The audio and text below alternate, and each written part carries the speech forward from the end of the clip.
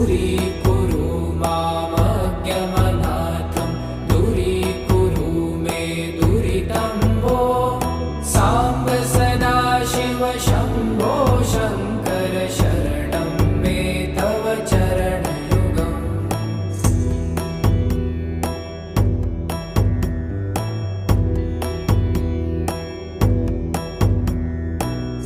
त्रिशिवरमानस हंस चराचर जनन स्थितिलय कारणभो साम्ब सदाशिव शम्भो शङ्कर शरणं मे तव चरणयुगम् अन्तःकरणविशुद्धि